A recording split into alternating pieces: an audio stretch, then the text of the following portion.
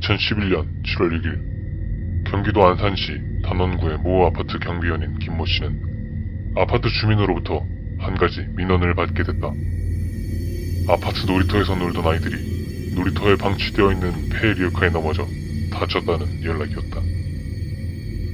그 리어카는 3년 전부터 그 자리에서 방치되고 있던 리어카인데 주인을 찾지 못한 김모 씨는 그 리어카를 직접 치우려 했다. 김 씨는 리어카에 무언가 적재되어 있는 것을 확인하고는 그걸 치우기 위해 짐을 꺼내기 시작했다. 짐은 비닐로 수철에 덮여 있었고 비닐을 모두 걷어내니 이상할 정도로 무거운 아이스박스 하나가 나왔다. 아이스박스를 열었더니 하얀 비닐로 수십 차례 감싸져 있는 직사각형의 물체가 나왔으며 심각한 악취를 풍기고 있었다. 칼로 비닐을 뜯어내고 보니 검은색의 대형 캐리어가 나왔다. 캐리어를 열었더니 그곳에선 썩은 핏물이 줄줄 흐르고 사람의 발이 튀어나왔다. 깜짝 놀란 김씨는 바로 경찰에 연락을 주었고 경찰이 캐리어의 비닐을 꺼내자 알몸 상태로 토막나 있는 여성의 시체가 한데 나왔다. 경찰은 변사체의 신원을 확인하기 위해 국과수에 부검을 의뢰했다. 그 결과 양손 엄지손가락이 없었지만 나머지 8개의 손가락 지문 3개를 채취해 변사체의 신원을 포함한 몇 가지를 알아냈다. 첫째, 변사체의 신원은 44살 여성 박모씨로 나타났다. 둘째, 그녀의 거주지는 시체가 발견된 그 아파트다. 셋째, 발견 당시의 사망 시점은 최소 6개월 이상으로 추정됐지만 훼손이 심하기 때문에 정확한 시점을 알 수가 없었다. 넷째, 양손 엄지손가락과 목이 절단되고 부패가 심했다. 특히 목 부분의 훼손이 심하다. 다섯째, 결론적으로 그 시체의 사인을 알 수 없었다. 박 씨는 왼쪽 팔에 장애가 있던 뇌성마비 4급 장애인으로 장애수당과 기초생활수급만으로 먹고 살던 사람이었다.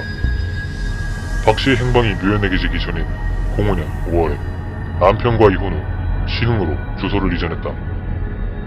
남편은 원래 강원도의 한 복지재단에서 봉사활동을 하고 있으며 17살짜리 외아들은 자폐증으로 원주의 요양병원에 있는 걸로 파악됐다. 박 씨는 06년 이후 행방불명되어 11년 4월 주민등록이 말소된 상태였다. 범죄 분석가에 따르면 사람이 많이 다니는 아파트 놀이터에 유기된 점과 그럼에도 불구하고 목격자가 없는 점 등을 지적해 범인이 이 아파트 놀이터 주변과 리어카에 대해 아는 점이 많은 사람이며 엄지와 목을 절단해 시신을 은폐하는 것으로 미루어 봤을 때 죽은 박 씨와 연관이 있는 면식범의 가능성을 지적했다. 그러던 중 리어카의 주인이 정 씨로 밝혀졌고 정 씨는 죽은 박 씨의 보호자 노릇을 하고 있던 것으로 드러났다. 정 씨는 매달 박 씨의 40만원의 장애수당을 사용한 정황이 포착됐다. 또한 인근 주민의 제보로 박 씨의 마지막 주소지를 이 아파트로 옮기는 것을 도와준 것이 바로 정 씨임이 드러났다.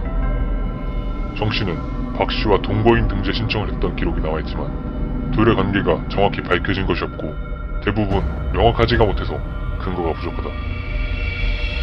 정 씨는 잠시 용의선상에 올랐지만 별다른 단서를 찾지 못했으며 설상가상으로 그는 09년에 이미 암으로 세상을 떠난 뒤였다. 특이할 점은 그가 과거에 불륜을 하던 아내를 살해해 사형 판정을 받은 기록이 있다는 점이다. 그는 2심에서 무기징역으로 감형되었고 광복절 특사로 출소했다. 이 점은 정 씨에 대한 의혹을 증폭시키는 부분이지만 그가 이미 세상에 없으며 출소 후에 성실히 봉사활동을 해왔던 것으로 알려져 어디까지나 의혹에 그칠 뿐이다. 과연 그녀를 죽인 것은 누구고 누가 그녀의 시체를 이곳에 있게 한 것일까? 이 사건은 영상이 업로드되는 17년 2월 28일까지 미제 사건으로 남아있다.